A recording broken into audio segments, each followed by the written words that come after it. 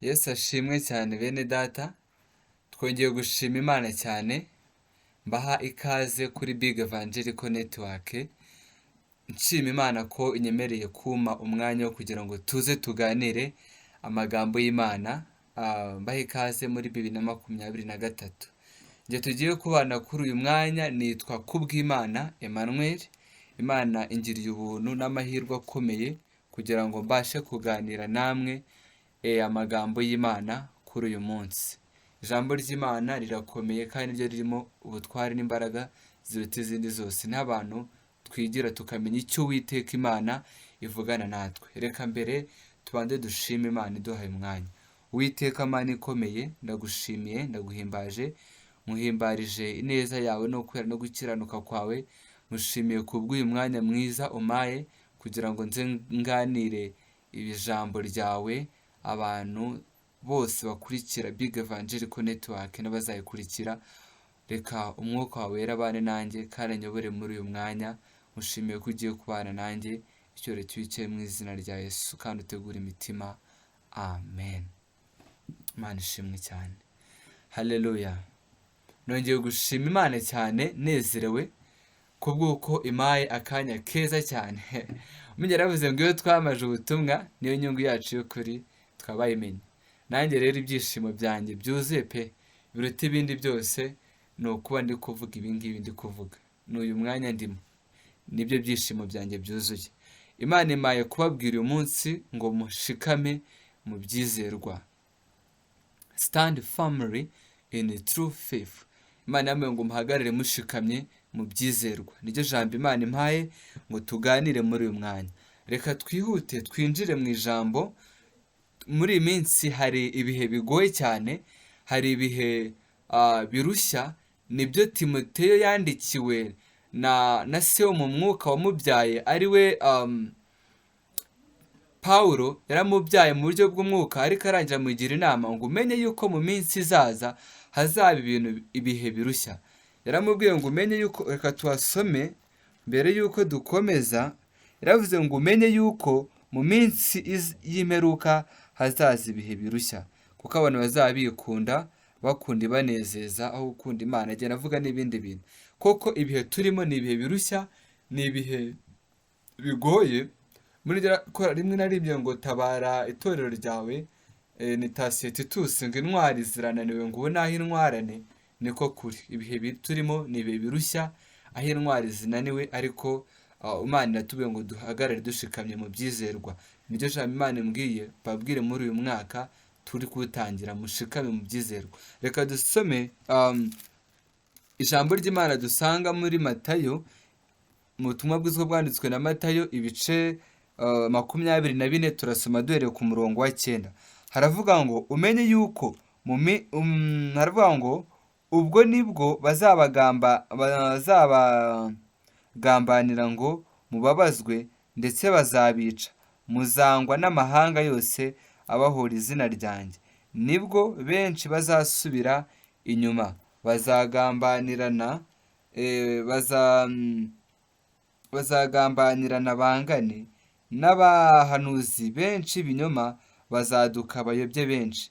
Maze kuko ubugome buzagwira, urukundo rwa benshi ruzakonja, ariko uwihangana akageza imperuka ntuzakizwa.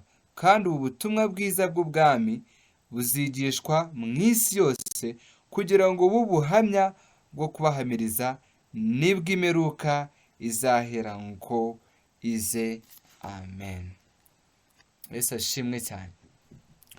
Tumaze gusoma ijambo ry'Imana ritubwira, rivuga ku byo Yesu arimo arabwira abigishwa be. Haravuga ngo umutwe w'amagambo ngo ibyerekeye kurimbuka kwa Yerusalemu no kugaruka kwa Yesu. Yesu arimo arabasobanurira uko ibihe bizaba bimeze mu gihe cyo kugaruka cyangwa kurimbuka.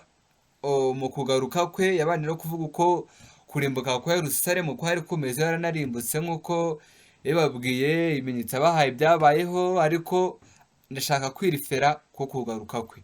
Yavuze yuko hazaba hari ibihe birushya, hazaba hari ibihe bigoye. Avuga yuko kuko iminsi izaba ari mibi, urukundo rwa benshi ruzakonja. abantu bazangana kandi abantu bazagambanirana mu buryo budasanzwe. Hazaduka abahanuzi b'ibinyoma, haze n'abigisha b'ibinyoma mu buryo bwinshi. Abo ngabo bazaza bazayobya benshi. Iyi minsi niyo dusohoyemo, ubwo uburyo bwose bwo kuyobya abantu bwagwiriye.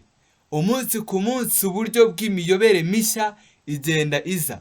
Uyu mwanya ndashaka ko tuza kuganira mbabwira uburyo dukwiye gushikama, ndaza no gusoza mbabwira ubuyobe butanu buri kuganza cyane mw'iki gihe, bukaba burimo buradutwara abakristo, burimo burayobya abantu benshi kandi bamenye Imana, ariko bikarangira baguye bakabura gushikama bitewe n'ubuyobe buriho muri iyi minsi. Iki ni igihe kigoye cyane.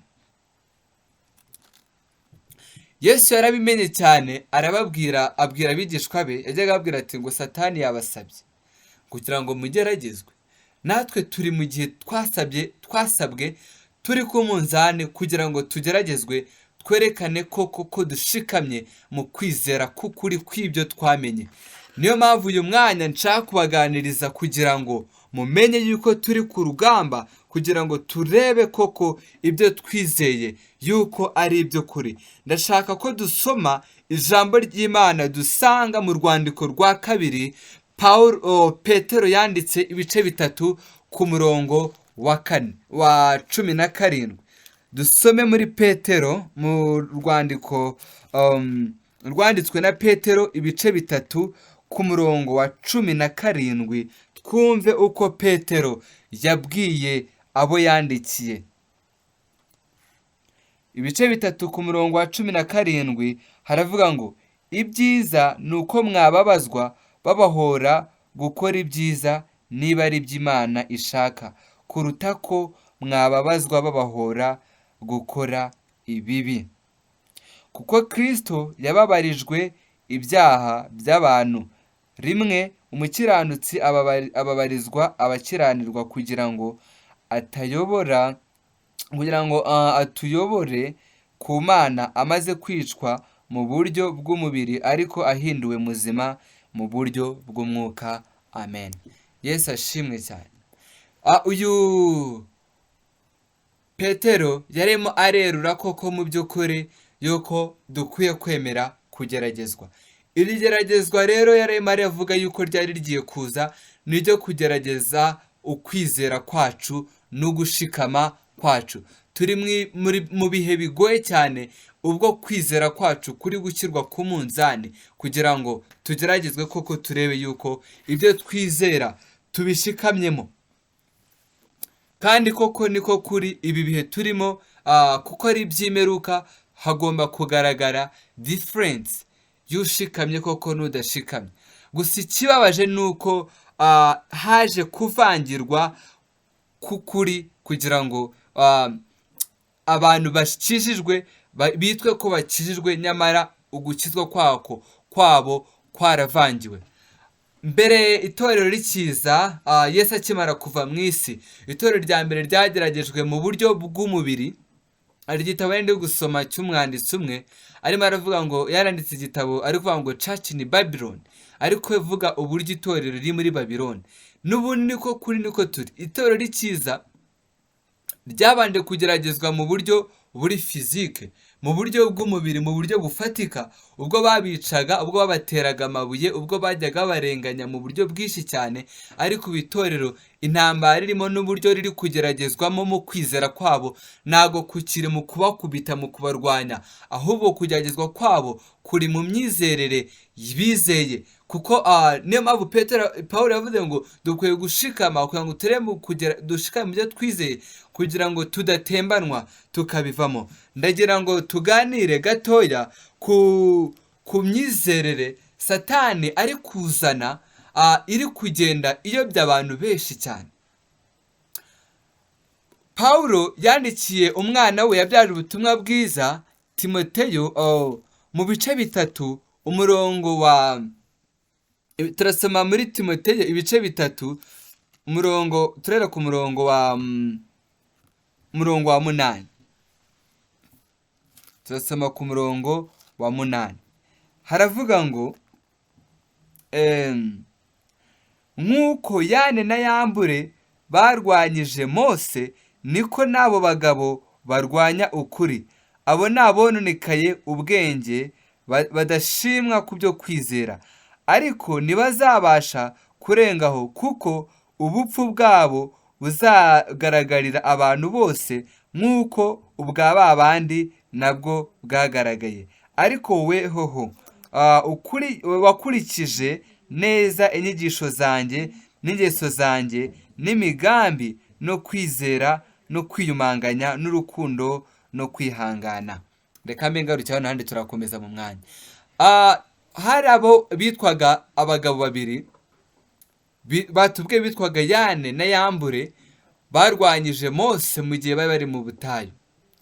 Barwanyije ukuri kw'ibyo Mose yavugaga. Na nyuma Kora na Biramu na Dotani nabo barwanyije Mose, bashaka kwigumura, bituma isi yasama ikabamira. Uku niko kuri rero dusohoyemo, habonetse abandi bari kurwanya ukuri, bari kugenda bakugoreka. Turaza kuganira ukuri mu gusoza ino sermon, iki cyigisho turaza kubona ukuri koko kuri kugenda kugorekwa umunsi ku munsi. Ariko Pawulo agira inama inshuti ye ngo ari kumubwira ukuntu yamenye ibyo kwihangana kwe no kurenganywa kwe kenshi no kubabazwa kenshi n'ibyambereyeho muri Antiyokiya no muri Ikoniya n'i Lusira, n'ibyo nihanganiye byose ndenganywa, nyamara umwami wacu akabinkiza. Icyakora n'ubundi abashaka kujya bubaha Imana bose bari muri Kristo Yesu bazarenganywa, kandi abantu babi n'abiyita uko batari bazarushaho kuba babi, bayobya bakayobywa. Imana tugire neza cyane. Pawulo hano arimo arasobanurira umwana we Timoteyo yuko abantu bose biyita uko batari igihe cyabo kigeze kugira ngo bajye bayoba banayobywe.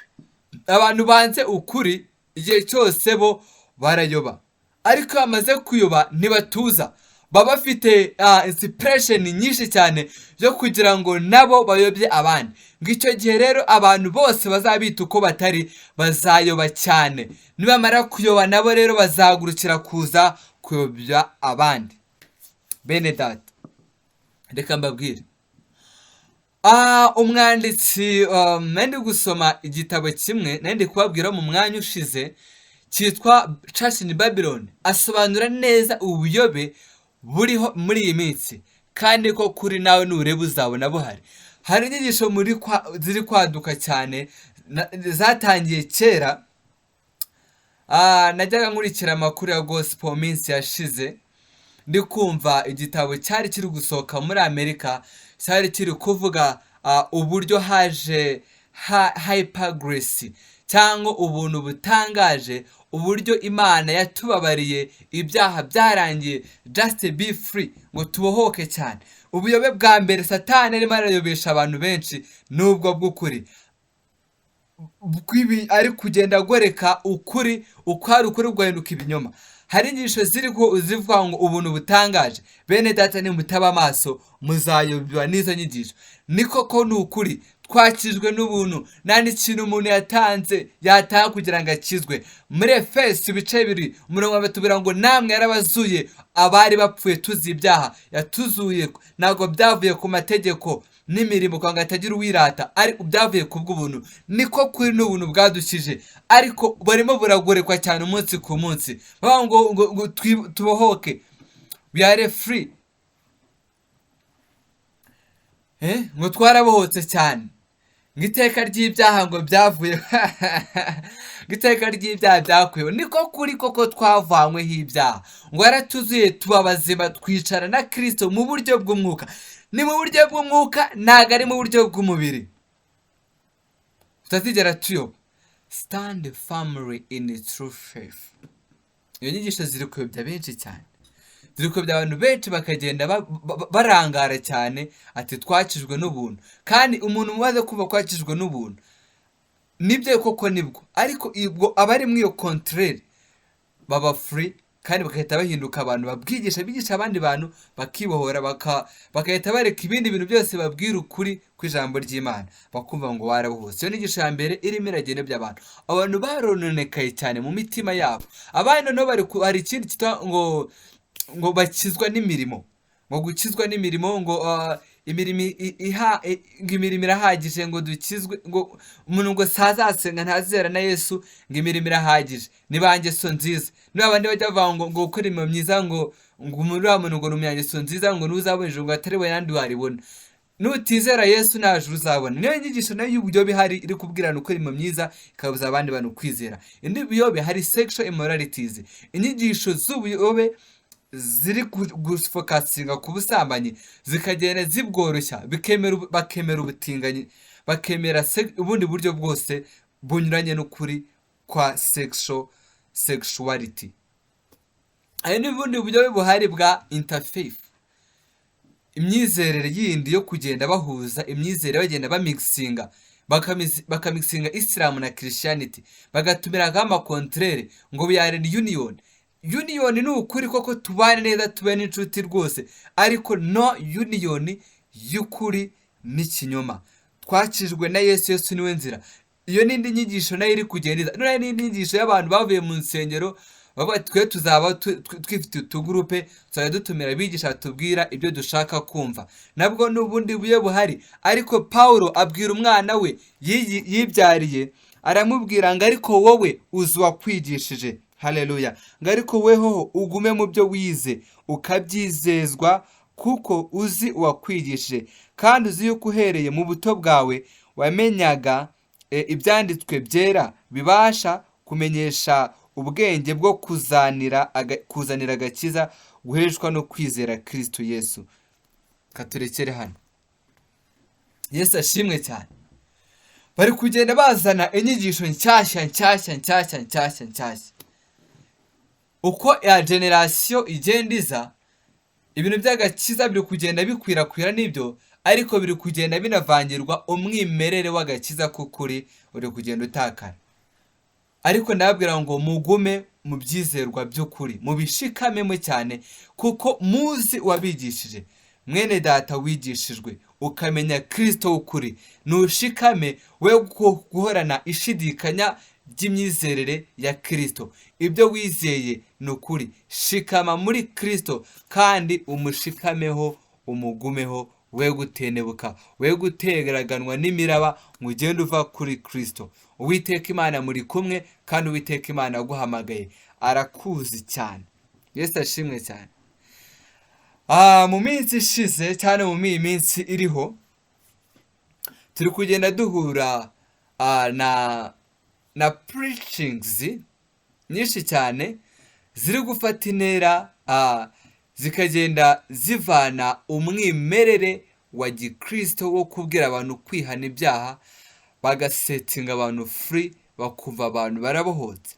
Harimo kuvangirwa. Nabwiye ko itorero ryarwanishwaga kuri bamba, kwica abantu, intumwa zararenganyijwe, hakagera mu cyo bita persecution. Mu mateka y'itorero muzabibona nimuyakurikira cyane muyasoma. Ariko ubu ngubu ntago itorero ikirenganyirizwa mu ubwo buryo bwo kurenganywa. Yego nabyo benda bizaza, ariko uburyo itorero irimo riragenda rivangirwa, rirwanwa, ni muri preachings. Wrong heretics, wrong teachings. Kandi inyinshi zo teachings ziri kuza ziri kwibanda ku gakiza. Bari kubuza abantu, bari kwica agakiza k'umwimerere kaboneka kuri Kristo n'ibyo kuri, ariko kari kugenda kavangirwa umunsi ku munsi, bagenda bakavanga. Nagira mbabwire mumenye yuko koko Yesu niwe nzira y'ukuri, kandi nagira mumenye ko niko kuri dukizwa n'ubuntu, ariko mumenye yuko ubwo buntu ntabwo butubohora kwikorera ibyo twishakiye.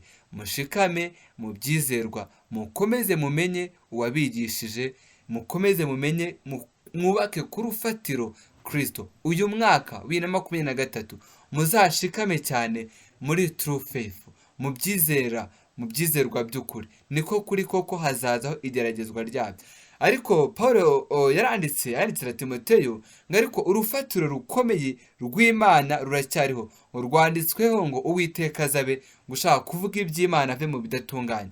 Reka mu gihe tugiye kuvuga iby'Imana, mu gihe turi ku rufatiro rwa Kristo, nuko Uwiteka tuzi tuve mu bidatunganye kandi koko dushikame cyane kuri ribuye ariwe Kristo, abamwubatseho ntibajya banyeganyega. Yesu yaciriye abigishwa be umugani w'abantu bubatse cyangwa igitekerezo y'abantu babiri, umwe wubatse ku musenyi undi yubaka ku rutare, ariko ubatse ku musenyi imiraba yaraje itembana kwizera kwe, itembana inzu ye. Niko ni umuntu utiringira, udashikamye muri Kristo, udahagaze neza, azatembanwa muri iyi minsi. Niko kuri koko hagiye kuza igeragezwa ry'imyizere ry'ibyo twizeye by'ukuri koko tubishikamyemo. Uwiteka gukomeze mu kwizera k'ukuri, Uwiteka gukomeze mu kumenya wakwigishije ari we Yesu Kristo, kandi koko be strong, umere nk'ubatse umunyabwenge, ubaka ku rutare, ubaka kuri Kristo, niwe rutare ruzima. Reka dusome irindi jambo ry'Imana dusanga mu rwandiko rwanditswe na Yohana igice cya mbere umurongo wa 8. Ndi kugenda ngana ku musozo w'icyigisho cy'uyu munsi, ariko nagira ngo ugire ikintu uvanamo, ufate umwanzuro wo gushikama kuri Kristo, niwe ho kwizerwaho wenyine, kandi wirinde kuvangirwa mu nyigisho. Reka dusome ibice bibiri ku murongo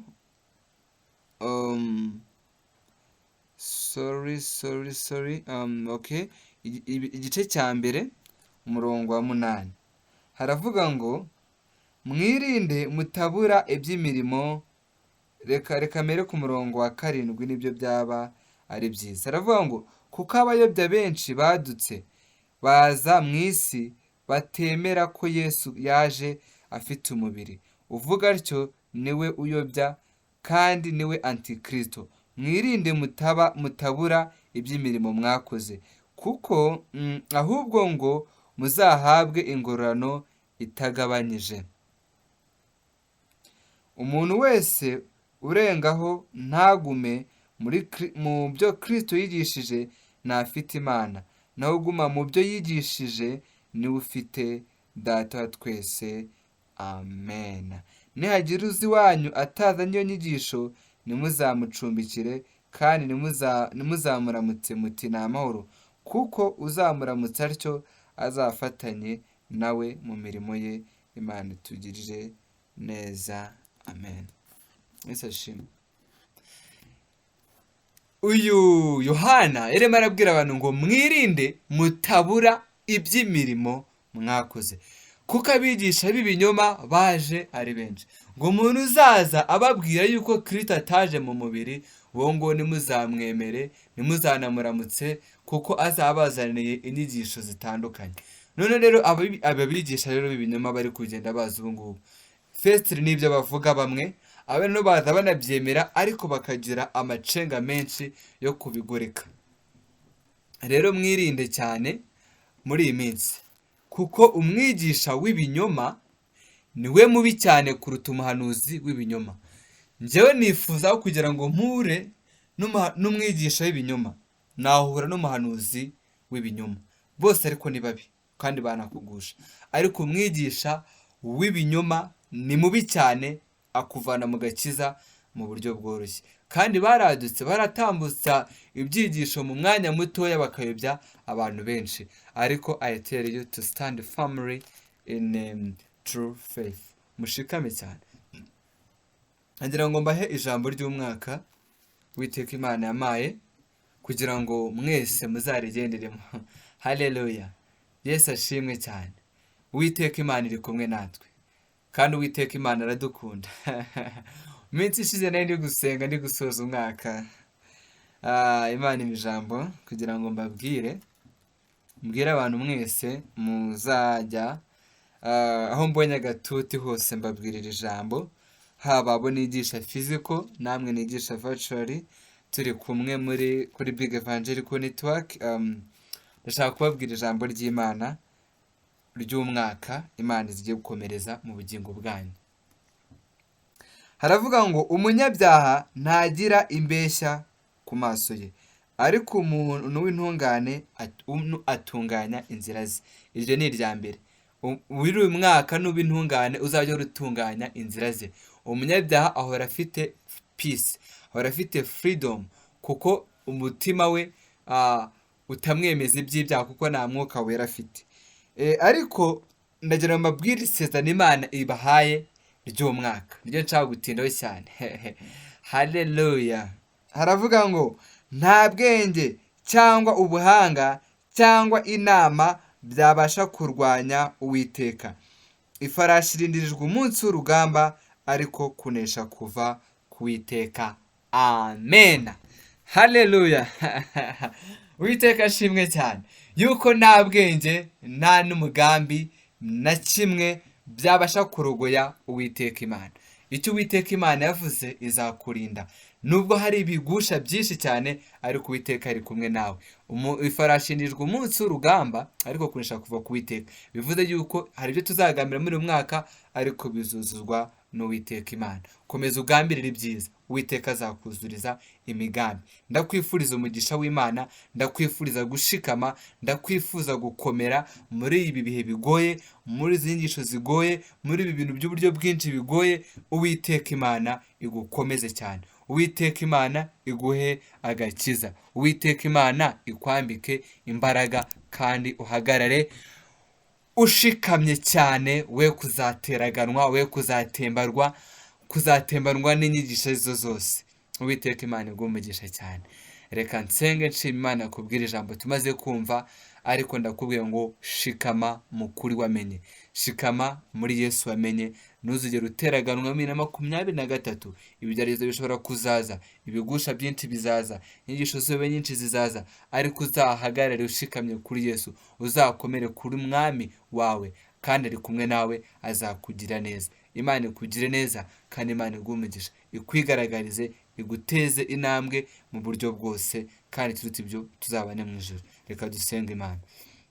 Uwiteka Imana ikomeye, nongeye kugushimira, ndaguhimbaje, wahabwa icyubahiro kubw'imbaraga zawe.